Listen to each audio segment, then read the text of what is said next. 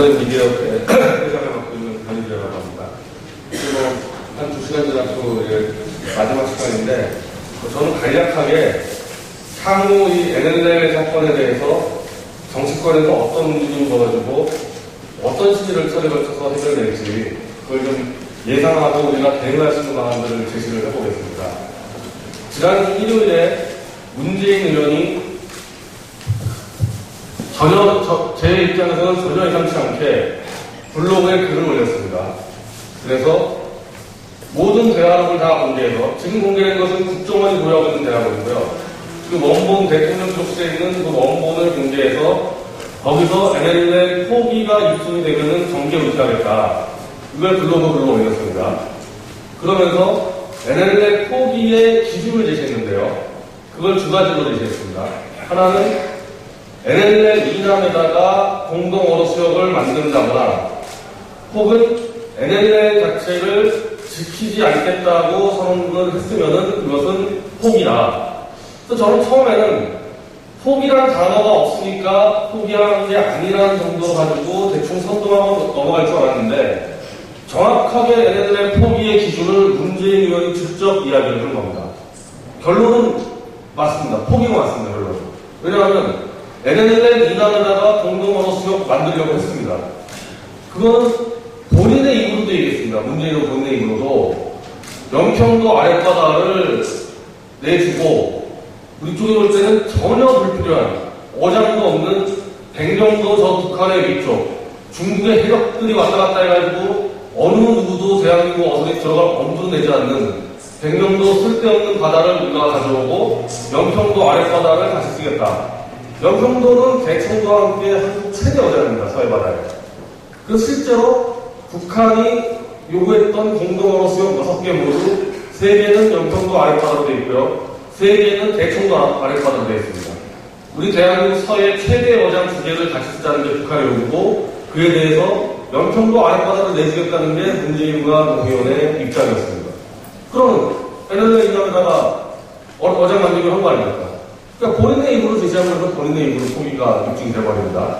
또 하나, NLL을 지키지 않겠다. 이런 류의 합의문이 있으면은 그것은 NLL을 지키지 않는 거라 인정하겠다고 했습니다. 있습니다.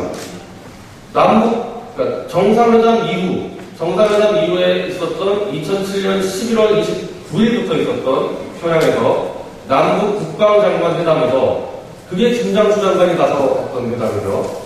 지금 여러분들이나 대한민국 국민이 알기로는 바로 그 공동언어 수역의 위치 문제로 김장수 장관과 북한의 김일철 무력부장이 한판 붙어가지고 그게 무산돼서 NLL을 지켰다고 다들 알고 있을 텐데요.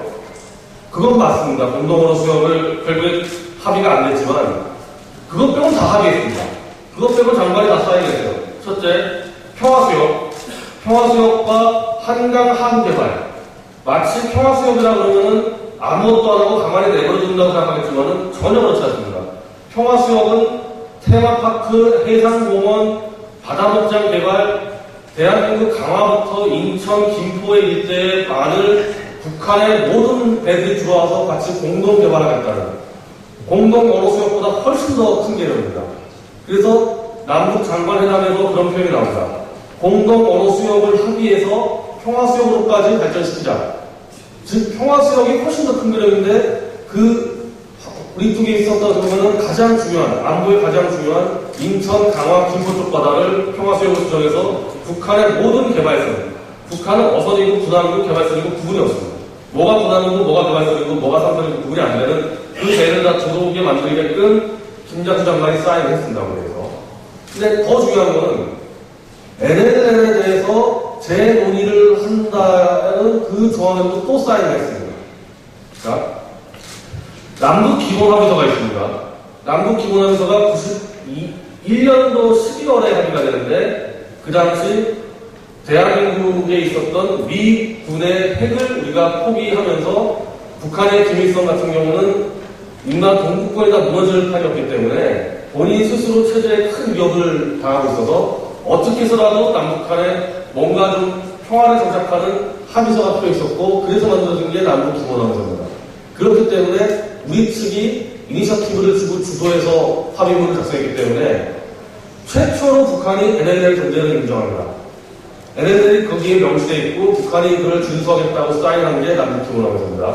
근데 사인해놓자마자 부속 합의서에서 북한은 다시 재합의하자고 계속합니다. 이건 북한의 늘 쓰는 수법인데 앞에서 사인해놓고 뒤에 가서 딱 나오는 거 아닙니까? 1년 내내 부속 합의에서 시간을 끌면서 NLL을 재논의하자고 대한민국을 압박을 했을 때 노태우 정부에서 끝까지 물리쳤습니다. 끝까지 물리치고 그 논의하자는 것을 거절해서 자 나중에 추후 논의한다고 보여놨는데요. 추후 논의한다는 얘기는 뭐냐면 남북 기본합의서에 있었던 모든 불가침 조약들, 조항들, 그리고 군사적 그런 평화 조치들을 충실하게 이행을 하면 NLL을 논의해볼 수 있다. 이 뜻입니다. 그런데 북한은 바로 93년도에 MBT를 탈퇴하고 핵 개발을 하고 결국 나중에는 이 서해 바다를 침공하면서 남북 기본합의서의 모든 조항을 다 어겼기 때문에 저희는 그 조항을 지킬 필요가 없게 된 거죠. 즉 추후 합의한다는 말에 대해서 대한민국은 그거를 추후 합의해야 될 의무가 없어진 겁니다. 국가가 다 깨버렸기 때문에. 그래서 실제로 김영삼 정부 그리고 그 김대중 정부에서도 NLL을 논의한 적이 없습니다. 그래서 노무현 정부가 있었던 2006년도까지도 노무현 정부의 국방부에서는 NLL을 논의 안 했습니다. 북한은 영평해전 이후로 계속해서 NLL을 논의하자고 요구했지만은 노무현 정부의 그 장군들조차도 끝까지 막았습니다. 끝까지 막으니까 결국 노무현이 개경대에 장성들을 소집해서 NLL을 무조건 논의해라 지시를 내립니다. 그래서 그때 장성들이 많이 반발했습니다. 반발해서 못 벗은 사람 많이 있습니다. 그래서 누가 들어왔냐 결국에는 김장수 장관이 들어온 겁니다. 김장수 장관이 들어오자마자 뭐 했냐 바로 NLL 논의를 시작했습니다. 김장수 장관이 논의 시작한 겁니다. 물론 본인의 뜻은 아니라 노무현 대통령의 뜻이지만은 실제로 그거 반대해가지고 못 벗은 장군들이 여러 명 있는데 김장수 장관이 들어가서 NLL 논의를 시작한 겁니다. 그래서 2007년 6월에 NLL 논의를 아예 공식화하고 그 공식화된 기반 안에서 남북 정상회담이 열린 겁니다. 즉 김정은 입장에서는 그 당시 노무현과의 회담에서 원하는 건 하나밖에 없었습니다. NLL을 무력화시키고 서해 바다를 잡겠다는 딱 하나만 가지고 회담한 거고 아마 대화로 백삼 쪽 보시면 알겠지만은 김정은이 다른 얘기하는 거 하나도 없습니다. 김정은은 오직 NLL의 서해 바다는 얘기했습니다. 그 노무현은 계속해서 퍼주겠다는 얘기예요. 이렇게 된 겁니다. 자, 결론적으로 김장수 장관은 서해바다, 한강, 하구, 김포, 인천 개발을 하는 데 사인해줬고요. 노태우 정권 이래 15년 동안 대한민국의 그 김대중 같은 반역 정권 때도 논의를 하지 않았던 NLL을 군사공동위원회에서 논의하겠다고 사인을 했습니다. 김장수 장관. 그리고 그 김장수 장관 이외에 그 당시 윤병세 외교안보 수석, 지금 외교부 장관입니다. 박근혜 정권에서. 같이 끼고 있습니다. 그래서 문재인 의원이 블로그에다 대고 김장수, 윤병세 이름을 두 명을 들어가면서 당신들 답해봐라. 당신들 NLL 답해봐라. 이 두 명 입도 못 열고 있습니다. 어젠가 박지원 의원이 또 거론했습니다. 김장수, 윤병세 NLL 노무현 정권이 지켰다는 거 뻔히 알면서 왜 입 닥치느냐 말해봐라. 자, 전략적으로 시나리오가 짜져 있는 거죠. 문재인 의원이 얘기했던 NLL을 포기했다는 거 딱 문재인 이 앞에 불러놓으면 3분이면 입증할 수 있습니다. 3분이면 문재인 입 막을 수 있습니다. 포기했다는 거. 그거를 뻔히 알고서도 왜 문재인과 이해찬과 유시민은 이런 승부수를 던졌겠습니까? 박근혜 정권의 외교 안보를 총괄하고 있는 김장수, 윤병세라는 사람들을 믿고 있기 때문입니다. 문재인이 요구했던 거 이겁니다. 남북 정상회담, 14 남북 정상회담을 지킬 것을 선언해라. 박근혜 대통령에게. 그걸 요구한 겁니다. 참 고민해봤을 때 그 회담을 준비하고 직접 사인을 서명한 김장수, 윤병세가 박근혜 대통령에게 어떤 조언을 할까요? 그 사람들이 이 14 정상회담은 잘못된 거니까 파기해야 되겠습니다. 이렇게 조언할까요? 그러면 자기들 잘못이 들어가는데요. 저는 그거를 이해찬이나 문재인이 당연히 파악하고 있다고 봅니다. 끊임없이 박근혜 대통령에게 14 공동선언은 지켜져야 된다. 이렇게 조언하고 있을 겁니다. 이 시간에서도. 그러면 한 달 안에 이해찬이나 문재인의 방법은 박근혜 정권이 남재준 원장을 해임시키거나 문책을 하고 국민통합을 명분으로 14 공동선언을 지킬 것이니 더 이상 국론을 분열시키지 말자. 이렇게 결론을 내릴 거라고 유시민과 이해찬과 문재인은 계산을 하고 승부수를 준 거죠. 저는 그렇다고 보고 있습니다. 그리고 또 하나, 여기서 가장 정면으로 맞서 싸워야 될 새누리당. 못 싸울 거라고 뻔히 알고 있는 겁니다. 싸움할 수 있는 구심적 리더십도 없고, 남경필, 하태경 이런 사람들 아예 뒤에서 총질하고 있습니다. 국정원장 불러달라고 총질하고 있습니다. 이거 뻔히 계산하고 들어간 겁니다. 그러면 우리는 뭘 해야 되는 건가? 반대로 들어갑니다, 반대로. 우리가 먼저 김장수, 윤병세한테 공개 질의가 됩니다. 자, 14 공동선언을 지키겠다고 박근혜 대통령이 선언하면 그 다음날부터 뭐 해야 되냐면 남북 군사 공동위원회를 만들어서 NLL을 논의해야 됩니다. 그게 14 공동선언의 최초의 실행 단계입니다. 그럼 당장 NLL을 논의해야 돼요. 김정은하고. 그게 14 공동선언의 실행의 첫 단추입니다.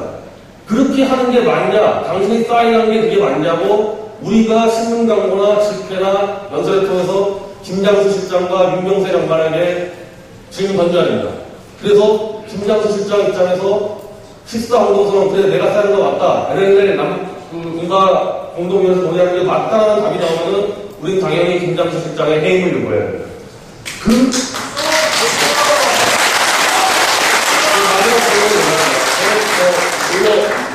중국보다도 저는 사실 친노하고 더 많이 싸웠는데 친노 세력이라는 문제는 중국하고 약간 다른 겁니다.